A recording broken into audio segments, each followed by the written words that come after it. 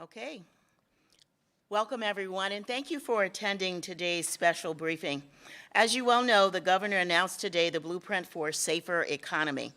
This blueprint is intended to reduce COVID-19 in the state with revised criteria for loosening and tightening restrictions on activities.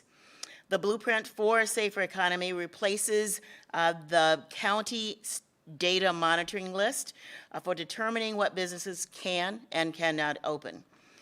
If we can go to the next slide, the focus will now be on case rates and percent of testing positivity. And in this particular slide, this is the state of California and shows the what tiers are all respective counties throughout the state are in. Widespread is the most severe or strict tier, which is tier 1. Substantial or red is tier 2, moderate is tier 3, and minimal is tier 4. So the most restrictive tier has the lowest number, and the lowest risk level has the highest number. And as you'll see in the bottom, the county of San Diego is red, surrounded by a sea of purple there. And the other urban counties are in Northern California that are also in the red, and this includes San Francisco. Now in this next slide, this is the old state monitoring list. The state is pulling out case rate and testing positivity. Those are the two that are circled. And all of the others will continue to be followed, but for the purposes of the tiers, these are the primary two measures that will be followed. Now, San Diego was calculated, if we can go to the next slide.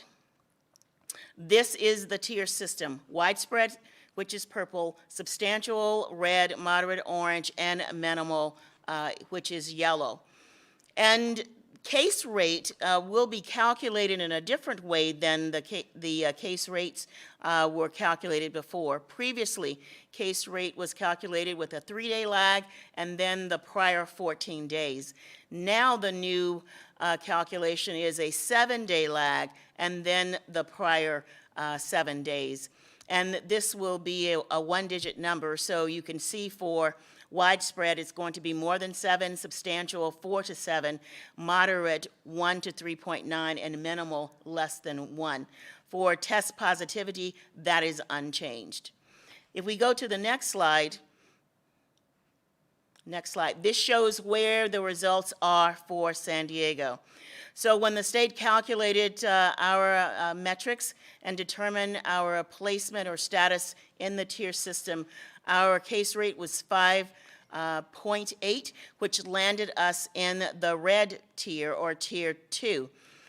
When calculating the test positivity, it is 3.8, which is the orange or moderate level, but given the fact that one of the two is in a more strict tier, that is the tier that a county would be placed in. So hence, San Diego is in tier 2, which is the red category.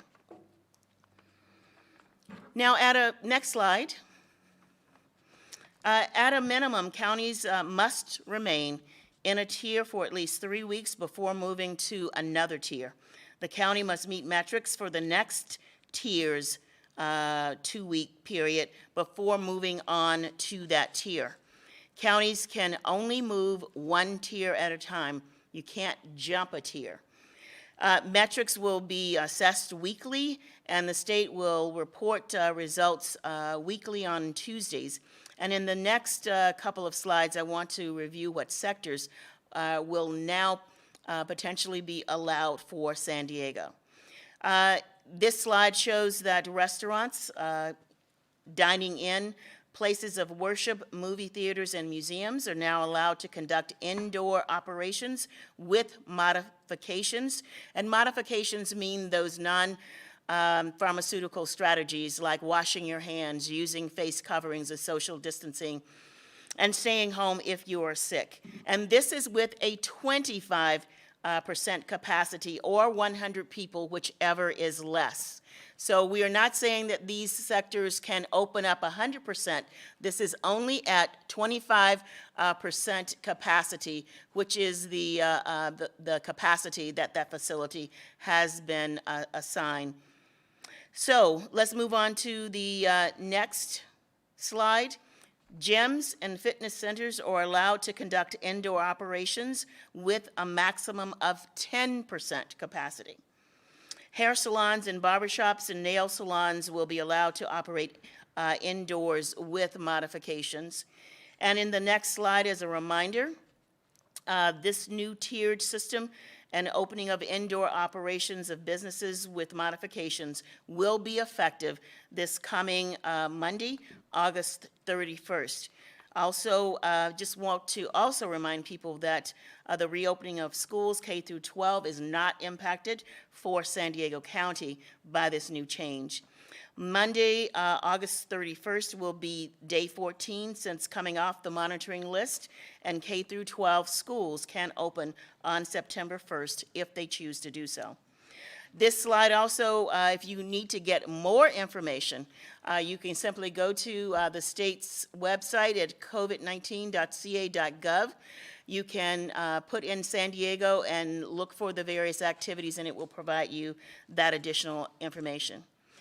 Now, keeping up the momentum to stay on track and not go backwards in this new tier system to the purple tier will require that all of us follow the best practices or non-pharmaceutical strategies that we've been talking about every day in our news or media releases and every time we have a media briefing. These include washing your hands and promoting sanitation practices, staying 6 feet apart from others unless they are household members, wearing a face covering, avoiding crowds, and staying home if you are sick. Now, only by being vigilant with these strategies will we be able to maintain our current Tier 2 status or advance to a lower tier, which is Tier 3. In closing, I just want to be very clear that the more people follow these strategies, the better we will be. But if people do not follow the rules and the strategies that we continue to share with you, the greater chances are that we will advance to Tier 1, which is the purple tier, and will go backwards and be very close to where we were in mid-July before the state imposed restrictive measures on counties across the state. So with that, I would like to end my update and take any questions. Thank you. The first question we have is from Paul Sisson with the San Diego Union Tribune. Hi, thanks for taking my call. I have a couple questions. This is all very sudden, so we're still trying to digest it. My first has to do with retail. The new tiered structure indicates that the purple tier can only operate at max 25% capacity, the red tier at 50% capacity, and then the subsequent tiers, I guess, at 100% capacity. What is going on in retail right now? Aren't most of our retail establishments currently operating with really no controls on what percentage of their square footage they can use? Well, right now, if you can enter a retail entity from outside as opposed to that retail being inside a mall, if you can enter from outside, they are open. But I think this is makes sense because what we're trying to do is there are some outbreaks that we see in retail. So by decreasing the capacity, this will help with increased risk and increased exposure. Okay, Dr. Wooten, so you're confirming that this is a more restrictive change than we currently have for retail. We're going from 100% currently if you have an outdoor entrance down to 50% here in San Diego County since we're in the red tier. We are following what's on the website, Paul, as it relates to what is being recommended for Tier 2, which is the red tier. Okay. And in terms of the calculation of case rates and positive rates, I know that the previous case rates used something called the episode date rather than the reported date. Is that still going to be the case? Would it still be using the episode date? Yes, that will still be the case. The difference between the old case rate and the current, or the new case rate as of next week, is that instead of it being a 14 or 3-day lag and then 14 days, it is now a 7-day lag and then that prior 7 days. So that's why the numbers are distinctively different. Gotcha. And, you know, the governor said today that local health officers, such as yourself, are able to be more restrictive than state guidelines. As you take a look at what came out today, do you have any desire to be more restrictive than some of these that the state has specified? Well, thank you for that question, Paul. Obviously, we are all concerned about this. Again, this is trying to strike a balance between economic viability and protecting the public's health. This has just come out today. It's been approximately 3 hours, and we will be assessing and looking at everything that has been placed on the website. We didn't have any participation in that information before it was posted. So we will be looking at if there is the need to be more restrictive. I just can't tell you what that will be today and right now. Okay, one more if I may.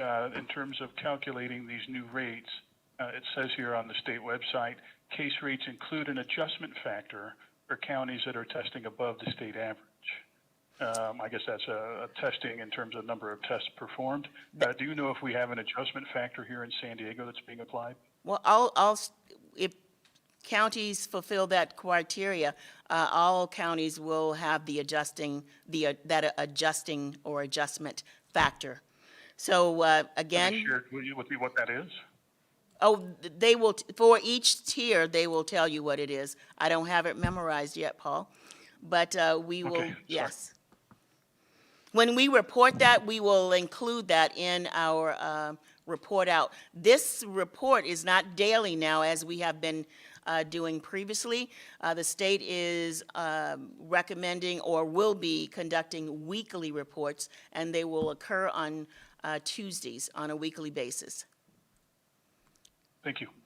Thank you. Our next caller is Artie Ojeda from NBC7. Hi, Dr. Wu, and thank you for taking my call. You talked about some of the restrictions on some of the facilities, the modifications, gyms, 10%, restaurants, houses of worship, 25%. Can you tell me how those new restrictions are going to be enforced? Thank you for that question, Artie. We are very cognizant of the fact that this is going to require enforcement, and luckily we have a compliance and team that will be working on this. But I would like to invite to the podium Gary Johnston, who is our Chief Resiliency Officer and works very closely with our compliance team.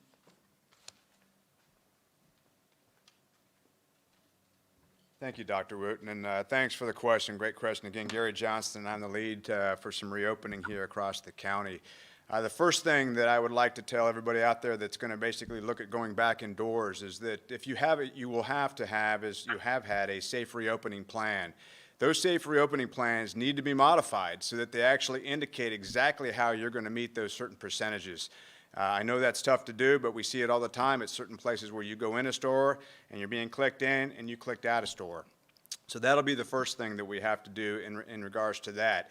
The other thing that I would add is that this is a team effort. I mean, really, absolutely, it's the owners and the hosts, the organizers that really have to mandate these requirements. They have to stick to them. They have to enforce them.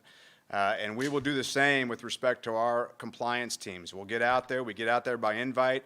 We're out there quite frequently all over to try to take a look and enforce where we can. But remember, we're out there to educate and basically encourage to do the right thing. So those will be our plans right now. But again, the safe reopening plans, you need to modify those and express on those plans how you're going to adhere to the requirements that came out with the state. I hope that answers the question. If not, I can handle a follow-up.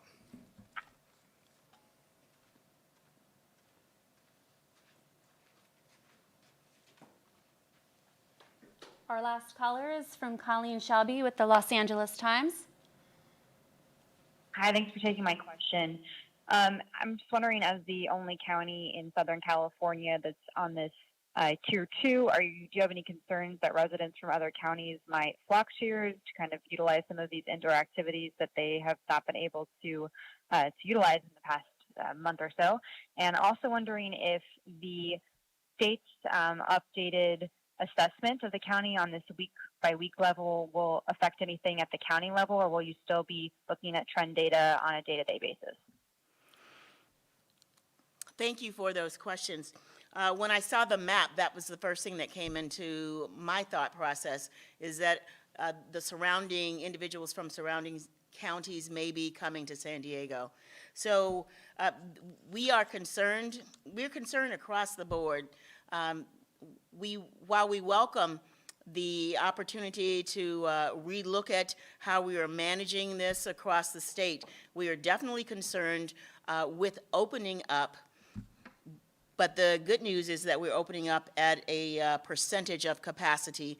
So we hope that, as Mr. Johnston said, everyone really is involved in making sure that we are successful. And as evidenced by the fact that we were red, and every other county around us, as particularly in the southern, the latter half of the bottom half of the county, speaks volumes to the team effort, the individual efforts, businesses, but people and businesses have been impacted. So we want them to proceed with the recommendations, but also it says with modifications, and those modifications include the best strategies, best practice strategies that we've been talking about every day since this pandemic started.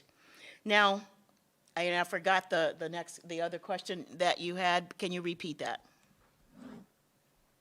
Sure. I was just wondering if the fact that the state is now going to be assessing the data on a week-by-week basis, if that is going to change anything for local officials in the county, or if you'll continue to look at that data day by day.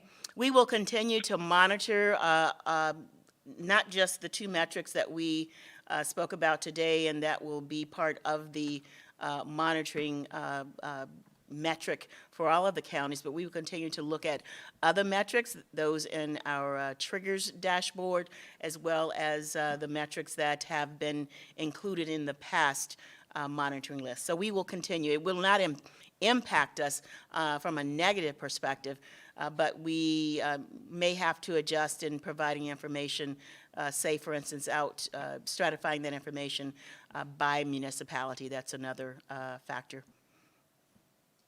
And Dr. Wooten, I have two text questions. One is from Abby Alford with CBS 8.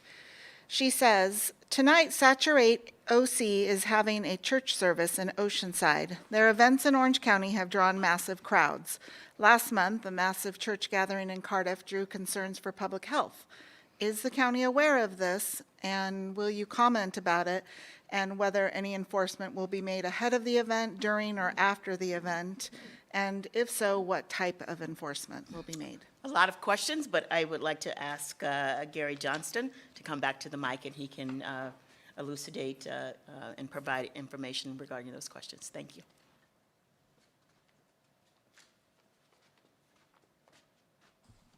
Again, thank you, Dr. Wooten.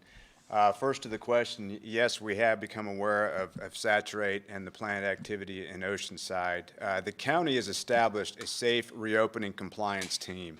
It's a program with multiple teams that we have that coordinate and work alongside our other jurisdictions.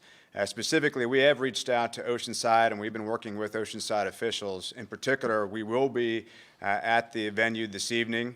We've attempted to contact Saturate through multiple different means and have not been able to reach them, which is unfortunate. However, our teams will be out there, and the things that we do, and we've done this before in previous venues across the jurisdictions, we will go out there prior to the event, and we will basically move out there with local law enforcement and other officials to basically do some education and some engagement. It's worked out pretty well for us in the past. We're going to try that again this evening, and really we're just asking everybody that plans on participating to do the right thing.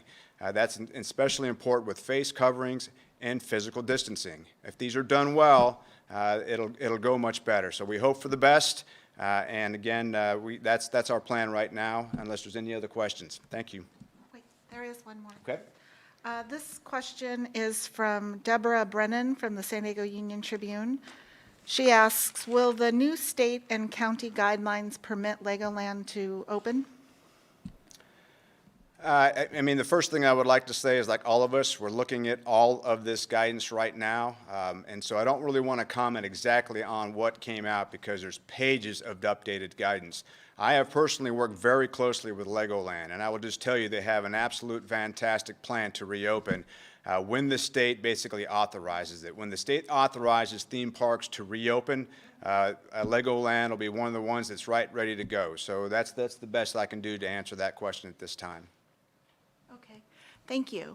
I have one more question, actually, from Anthony Pura from ABC 10 News. I think this might be for Dr. Wooten. Last time we reopened indoor services under similar circumstance, there was a spike in numbers. I understand it's a new system, but a lot of this depends on people's behavior.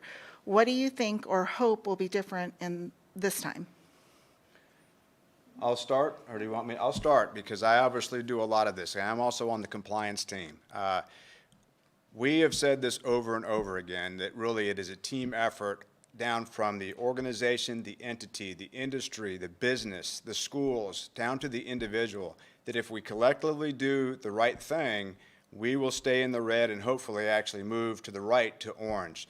And so that's really it, and it's the big fours we've talked about. You know, we talk about screening, making sure that we're healthy people. We talk about making sure that we have good hygiene practices and sanitation protocols in place everywhere across the county. We talk about the face coverings and we talk about the physical distancing. If we do those things routinely at the industry level all the way down to the individual level, this county will continue to be the shining light that it is across the state with respect to our ability to balance public health and safety with socioeconomic reopening. So with that, I'll turn it over to Dr. Wooten for any more comments on that. Thank you. Thank you, Gary. I just wanted to simply add that last time when we reopened, it was pretty much 100%, with the exception of 50% of capacity for movie theaters and places of worship. This time, what we hope will happen, but it relies on people's behavior, is that as we are opening up 25% or 50% of capacity, not a full 100%, as we see issues, people should also be clear that we will shut down entities if they are not following the guidelines and if there are particularly outbreaks occurring as a result of not following those non-pharmaceutical strategies. So that's, and I always say hope is not a strategy, so we can't just hope. We have to ensure that everything that Mr. Johnston said in terms of all of the entities being involved and our governments being involved to help ensure that we do everything to implement these strategies and ensure that people are behaving the way that they should to help control the spread of COVID-19. Thank you. Thank you. So that's our last question, and I'd like to thank everyone for attending today, and we just want to let everyone know that that concludes our briefing for today. We'll see you on Monday at our regular time at 2:30 p.m. Thank you.